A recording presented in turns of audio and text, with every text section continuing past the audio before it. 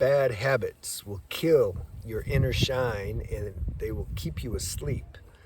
Now, what do I mean by that? What is this inner shine? This inner shine is automatic and comes through somebody who's living their life in a, you can say, a harmonious way. When there's unity between their bodies, their physical body, their mind, their emotions, everything's on the same page. You see, as it is, there's a lot of people who their body language or their speech will do one thing, but inside they're feeling something else, and then in their mind they're thinking something else. So they're like, something's weird, you know. You can see people also on YouTube or speakers, you know, spiritual speakers, who somehow when you listen, something doesn't seem right. It's like, I hear what you're saying, and technically that's true on a, if you were, you know, trying to pass a test or something, like, okay, your answers are true, but I don't see or feel that inner vibration of harmony. And I know, and I did that too. I used to teach yoga in Bali, but my lifestyle just wasn't matching my help that I was offering people. I sounded good, I looked good, I wore my white and all that, but my lifestyle was a little debaucherous still, and so I have personal experience with that. Therefore, I can recognize it when I see it in someone else, because we're all the same, really. You know, when we transcend certain levels in ourselves, it's easy to see those being played out in somebody else. So, for example, if I was watching porn and masturbating, then that steals our life force. It's like that vibration of those actions and behavior, and putting my mind, my energy into those things. It eats up my life force. The same way, if I'm doing some benevolent thing or something that actually you can just feel inside it's positive and it gives you an inner joy from doing. This is why I make the videos. This actually lets that light out, you see. And the less bad habits I'm doing, the more light comes out. Now, you gotta be careful though. And I've seen this in the semen retention videos.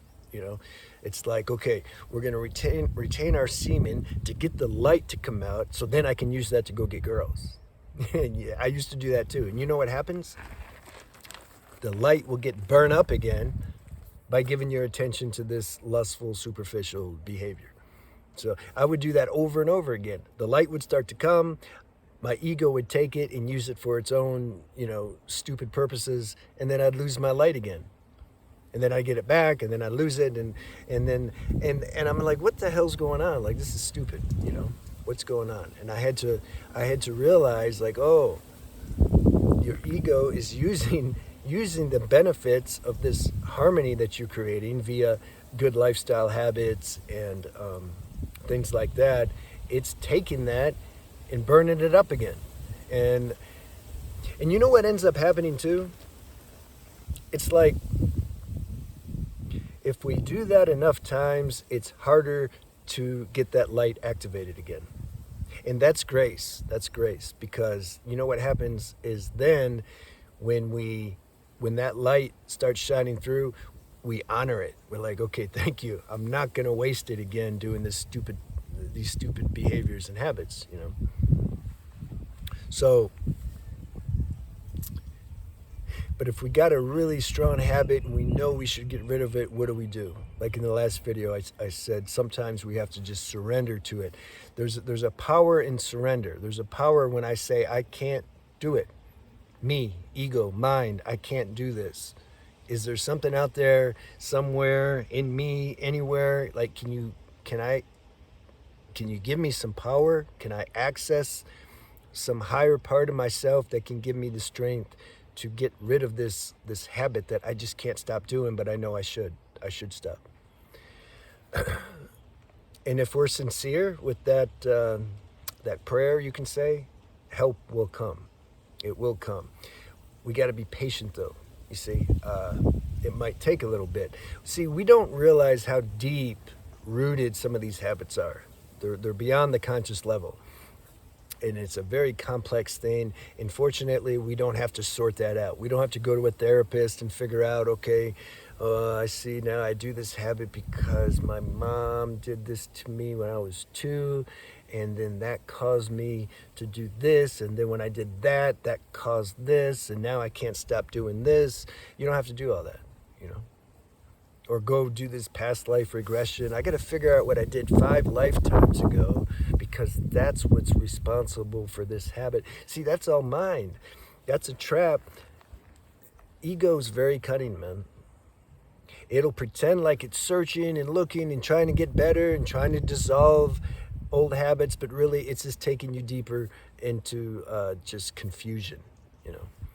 So a more simple way is you see you're doing something you shouldn't do, something that's eating up your life force.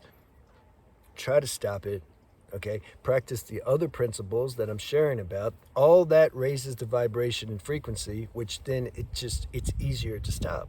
When your consciousness is higher, you have access to more power, and then it's easier just to kind of just not do certain things. So everything's working together here. There's not a one and you're done technique that we can use to just get rid of something. Sometimes there is, but I'm talking about these deep rooted habits where we just can't stop doing it. You know, there we really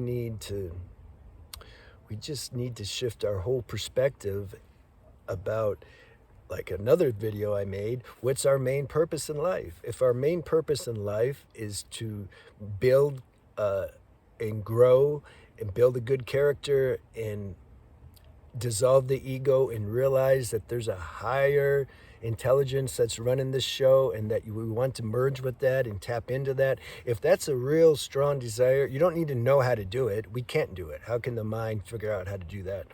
But just if that burning desire is there, help comes. And you'll attract people and videos and books and situations, whatever, that will help facilitate this inner shift in this, you can say, miracle or revolutionary way of perceiving and thinking. Point is, you will be in operating from a higher space, being grounded in a higher power that's fueling your life now. It won't be the mind and ego dictating every move and making these plans and of you know what we're going to do, what we think we need to do to be happy, and etc. Something lets go of all that, and we just focus on, like, just what's good, what should I do, what's given me what's supporting my life force, what's giving me a sense of inner harmony. And it comes down to really basic things, you know. What I'm eating, am I sleeping good, going to bed early, getting up early, proper exercise, hanging out with good company, not wasting time in idle talk, not engaged in just, you know, bad habits, you know, hanging out at the bar all night, getting high all day, talking shit, being in toxic relationships, trying to get hits of attention from girls, just all these little things we have to look at. We have to identify that. And that's why 12-step programs are really good, and I like them because they help to identify all these things, like step 4 and step 6, where we do inventory, and then we look at our defects of character, and then we share them with somebody. There's a power in, you can say, confession, you know, and we discover what all of our shame and guilt is about certain things, and you know, we do what we're supposed to do that will give a nice sense of well-being, and then we start to feel this serenity inside that starts to become more realized in an actual part of our daily life, and then we want more of that, and so then the growth becomes exponential at that point, at a certain point. And the more we go for good or God, the more we get. And this is the highest purpose in life, actually. And then you still enjoy life, but you're not attached to it. You're not looking for life to, you know, satisfy your personal desires and entitlements. You're kind of chilling, you know, enjoying life. You know, oh, this came, this is coming. Oh, that's going. Oh, okay, it's good. You know, because there's an inner groundedness that supersedes what happens in life or what doesn't happen in life. This is the only what do you call it?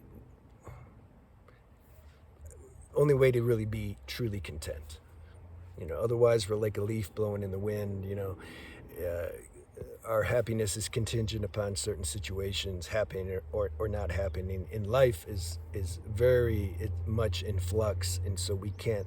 Those things just aren't reliable or dependable, and so we have to basically just get tired of this whole show that we've been caught up in for who knows how long, and want to find like the real truth that's stable and that doesn't change all the time and that's beyond duality. This has to be the highest wish. Those people I really enjoy talking to because those are my people. Okay, have a good day, and I hope you enjoyed the video. Leave me any questions or comments you have, and also I made another channel you can see in the description box. It's exclusively pretty much for, I mean, not exclusive, anybody can look at it, but it's for people who who are really suffering with Tourette syndrome or cervical dystonia or any chronic pain or illness or disability. And I'm basically sharing these same principles I'm sharing with you, but I'm applying it to those situations specifically because those situations are they can be pretty rough. So talk to you soon.